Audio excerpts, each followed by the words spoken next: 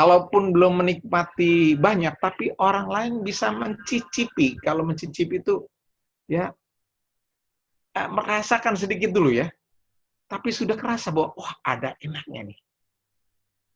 Tadi saya kedatangan dari warga RT saya yang dia baru pulang dari Palu dan dia membawa sambal roa.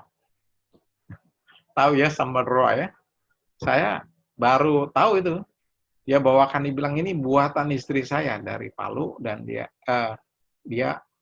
bikin di kecil, dan tadi begitu saya makan, saya cicipin sambal roa itu. Saya makan nasi sedikit dan saya cicipin.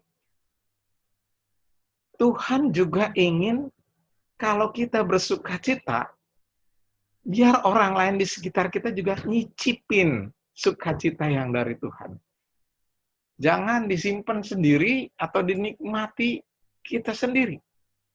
Orang Kristen jangan menjadi eksklusif menikmati karunia Tuhan itu, kemudian dia tidak lagi bisa membagikan kebaikan itu kepada orang lain. Rasul Paulus mengatakan, biarlah kebaikan hatimu diketahui sama orang.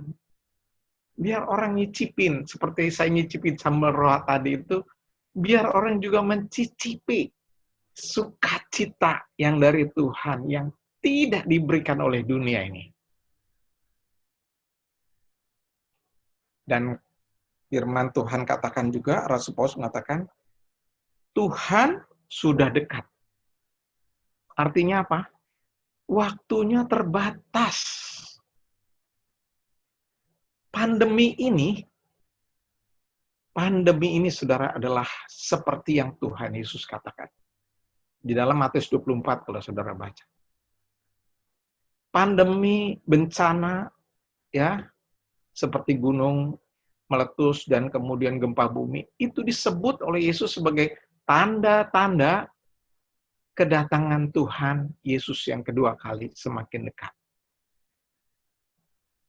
Jadi kalau Rasul Paulus mengatakan Tuhan sudah dekat, artinya kita diingatkan bahwa ada kairos, kesempatan yang Allah masih berikan. Peluang yang begitu Allah karuniakan kepada kita untuk boleh mengekspresikan sukacita kita di tengah-tengah orang yang menghadapi pandemi seperti ini. Saudara-saudara, saudara dan saya itu termasuk orang yang, kalau boleh dikatakan, sedikit di dunia yang punya kesempatan mengalami pandemi seperti sekarang ini. Terakhir terjadi di dunia tahun 1918. Ada 50 juta orang meninggal. Flu Spanyol. Terakhir baru sekarang ini, 2000. Jadi kurang lebih 100 tahun yang lalu terjadi. Pasti dong ada pesan Allah yang khusus buat saudara dan saya. Pastilah ada kesempatan yang khas, istimewa Tuhan karuniakan buat saudara dan saya. Ketika saudara sebagai orang Kristen dan saya itu bisa menikmati masih kasih karunia Tuhan dan sukacita Tuhan. Tuhan tidak ingin saudara menikmatinya sendiri. Tidak ingin eksklusif kita sendiri. Tapi Tuhan ingin kita bagikan dalam waktu yang masih ada ini. Yang Tuhan karuniakan. Kesempatan ini adalah kesempatan yang khas, istimewa. Semakin mendekati akan kedatangan Kristus. Dan maka kita harus membagikannya, jangan menunggu-nunggu. Lakukanlah segera. Ada urgensinya, ada kedaruratannya. Rasul Paulus bilang, dikatakan, Tuhan sudah dekat. Artinya, waktunya terbatas dan ini peluang emas. Bagikanlah sukacita yang dari Tuhan. yang saudara dan saya nikmati, memberi kekuatan sampai sekarang menghadapi pandemi ini, masih tahan banting, masih tahan menahan. Dan jangan hanya dinikmati sendiri.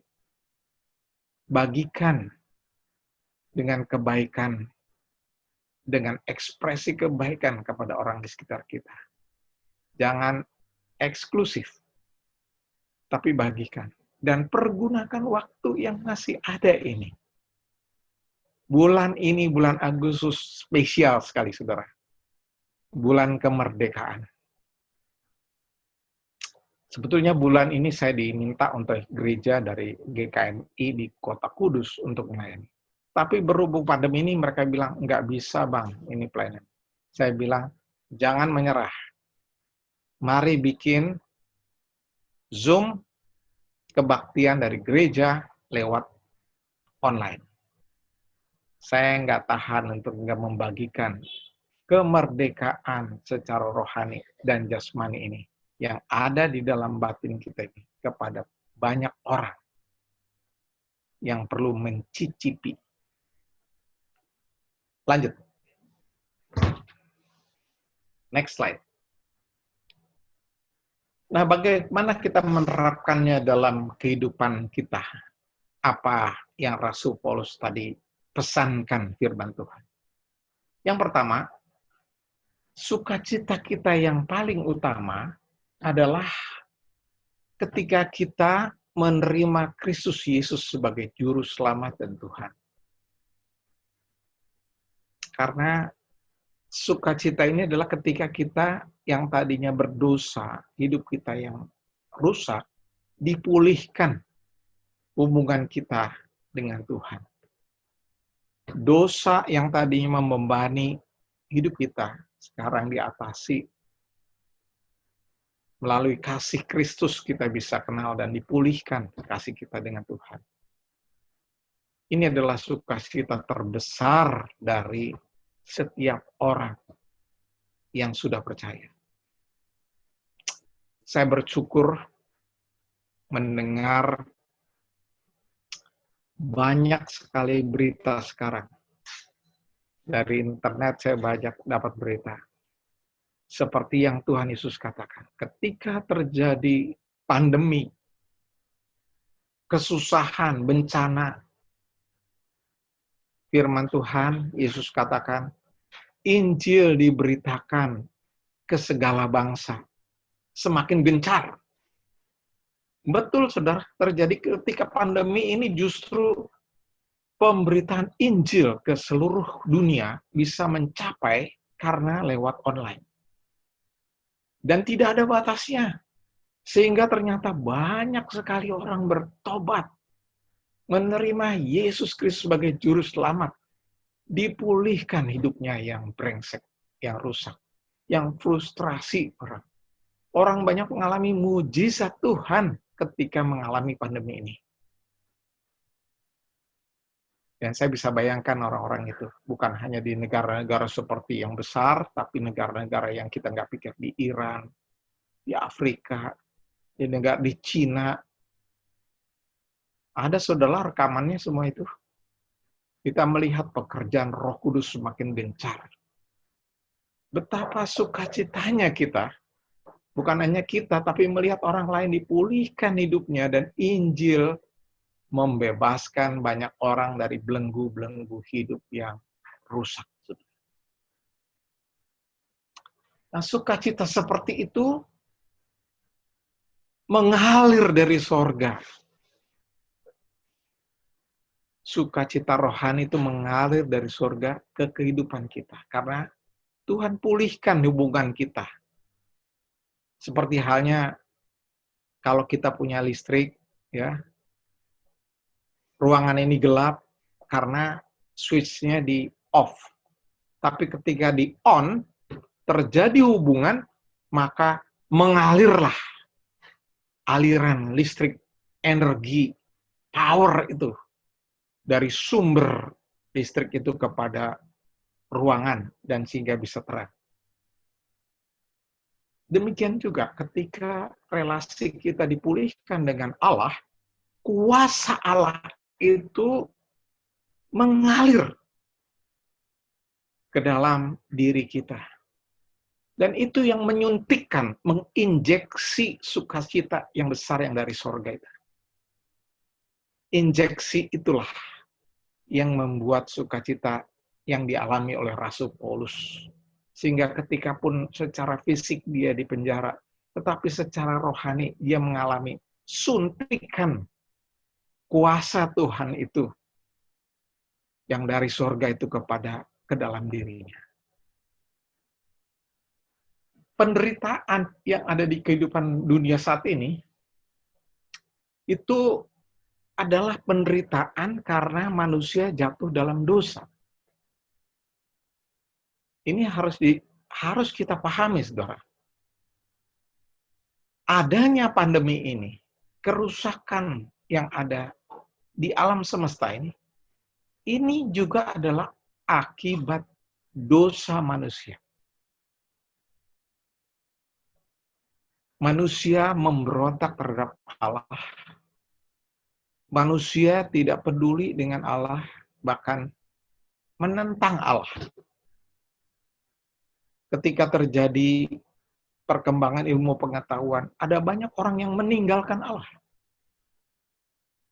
Pandemi ini mengingatkan kembali orang bahwa manusia terbatas. Manusia hanya makhluk yang ciptaan Tuhan, yang kecil. Cuman karena kesombongannya, sering lupa kepada penciptanya. Pandemi ini merupakan suatu tindakan shock terapi dari Tuhan. Supaya orang diingatkan kembali. Ada masalah dosa yang membuat dunia ini menjadi berantakan. Dan diperlukan pemulihan untuk supaya orang itu dipulihkan hubungannya dengan Tuhan. Maka dosa itu harus diselesaikan. Dan kita ini adalah orang-orang yang sudah ditebus oleh Tuhan. Tuhan juga ingin bahwa sukacita ini dibagikan kepada sesama kita. Supaya orang-orang yang sedang mengalami penderitaan karena pandemi ini, apakah orang yang frustrasi karena PHK, apakah orang yang sakit, apakah karena orang yang jadi setengah gila karena secara psikis terganggu. Orang-orang inilah yang perlu kita jangkau dan kita bagikan sukacita itu.